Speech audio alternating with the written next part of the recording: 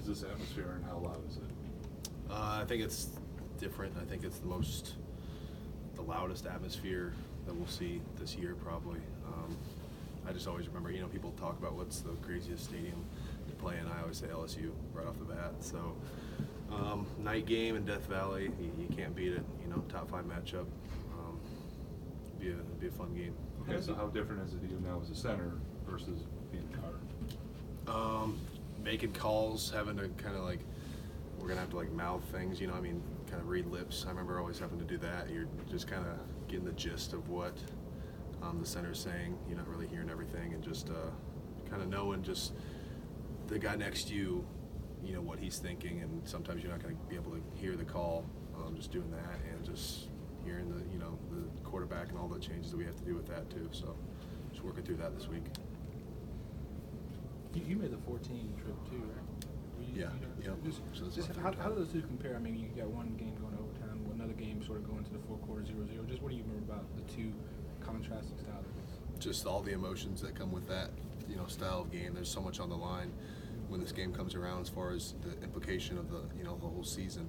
So I think that, just you go from, if we win this game, what's possible, but sometimes you have some doubts during the game. I remember during 14, 16 too, you're like, well, if we lose this game, where do we go from here, So things didn't look too good in 14, TJ fumbled the ball and whatever, and got to stop, but you're just kind of thinking in the back of your head, well, where do we go from here? We're going to miss the playoffs and this and that. So, but yeah, it's just expect that's going to be a roller coaster of emotions going down to Death Valley. It's rare that we hear you guys be that honest about actually thinking that during the game. So how do you manage that? I think more. I was thinking it because it was my first year there. I was redshirting, so I was just kind of almost like a spectator the whole season.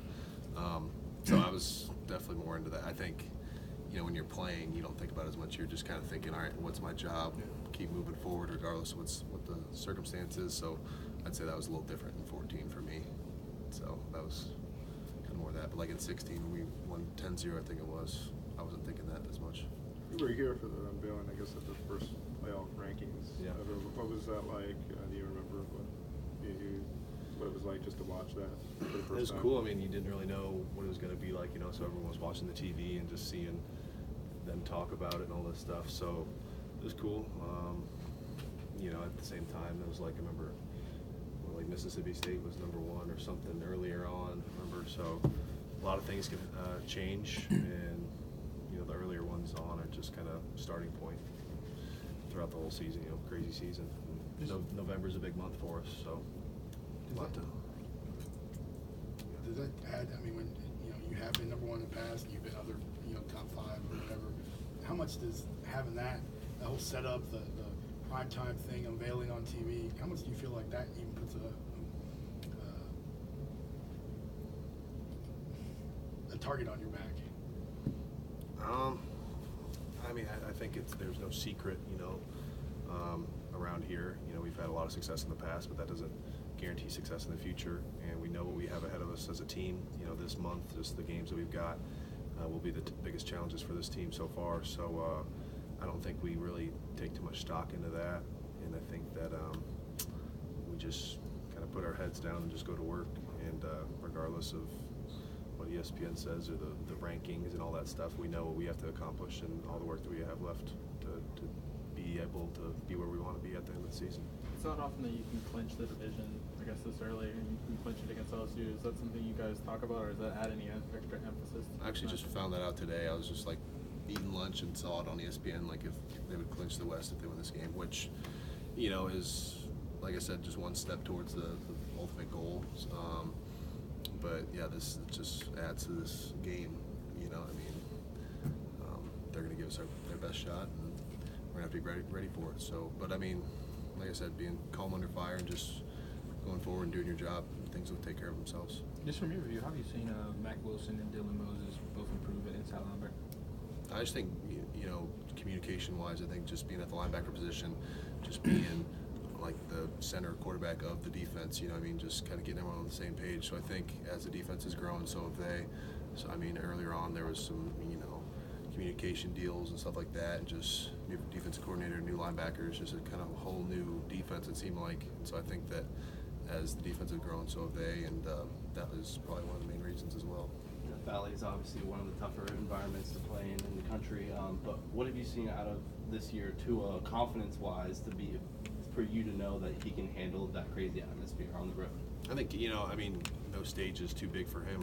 For him to come in as a true freshman in the national championship game last year just kind of proved that situation.